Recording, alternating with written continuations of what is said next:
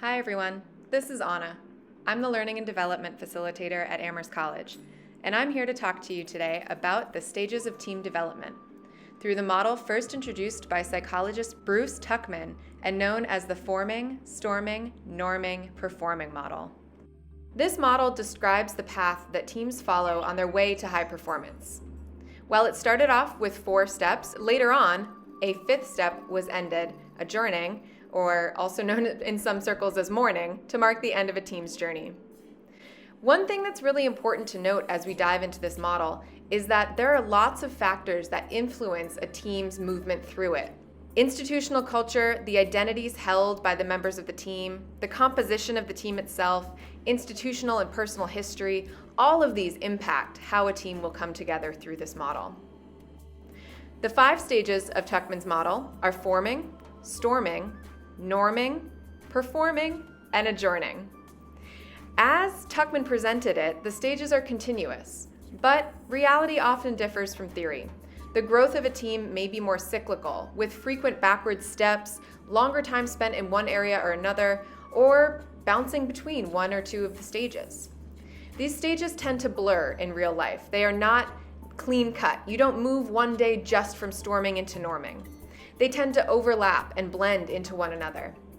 It may be difficult for a team leader or a team member to distinguish what stage the project team, group, division, department, whatever group you are in, is in at any given moment. Nor is it simple to simply hop from one stage to the next. You can't just decide one day to start performing. So let's start at stage 1, forming. What's happening in the forming stage? This is when a new team forms, or when a team comes back together, or when a major change happens and you need a little bit of a reset. Folks tend to be on their best behavior, and they're trying to come together to understand the purpose, the goals, how they fit in, how they're going to work together. Folks may feel anxious, curious, or excited to get going.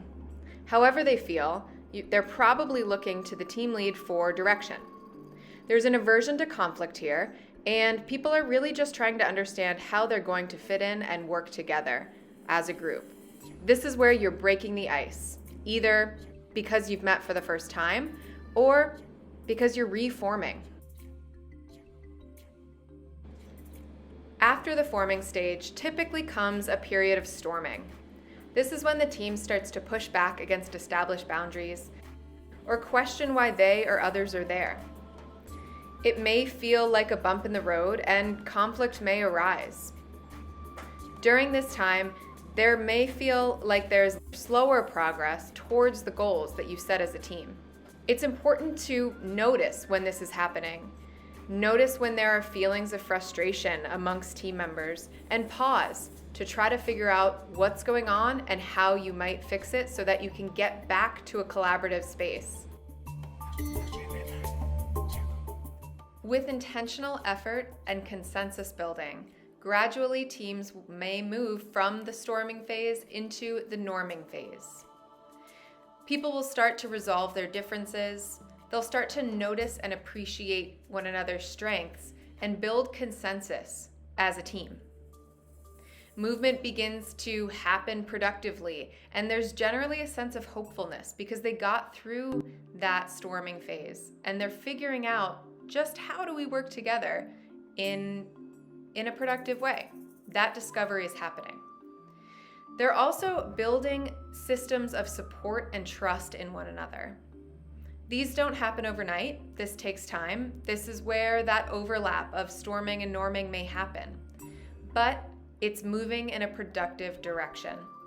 They're sharing that stronger commitment to the team's goals, and they're making progress towards it as a group. Then we get to stage 4, performing. What does this performing stage look like? Now that your team has found their flow, performance hits that full potential. Everyone is playing to their strengths. They're working hard, and they've found a sense of well-being on the team. They're much more likely to achieve individual and group goals, and roles on the team may be more fluid, but collaboration happens, and it happens productively. People may take on various roles and responsibilities as needed, making sure to play to their strengths and highlight the strengths of others. You'll see more risk-taking here because you've built that sense of safety in the group. There's trust amongst the team members. Differences are appreciated, and conflict, when it happens, is productive and respectful. The team is unafraid to take risks, and therefore they're more creative and innovative as that work occurs. The adjourning phase comes in for a variety of reasons. Many teams reach this stage naturally. For example, a project team might end because the project is done. Or permanent teams are disbanded or completely change their configuration. This may be challenging for some people. There may be a sense of sadness, but ultimately, maybe there's a sense of care. Maybe someone's leaving to pursue their career in a different direction. And sometimes there's going to be a sense of readiness amongst the team to move on and move forward. As you think about this model and as you think about where your team might be in it, remember that everyone on your team experiences the team differently. Ask your team members where they feel they are. Also remember that the stages blur in real life. They overlap. You may move forward or backwards. And it's not simple to move from one stage to the next. Remember that the model is not prescriptive. Every team is different and will flow through it differently. Your team is not doing it right or wrong. Your team is doing it how your team is going to do it.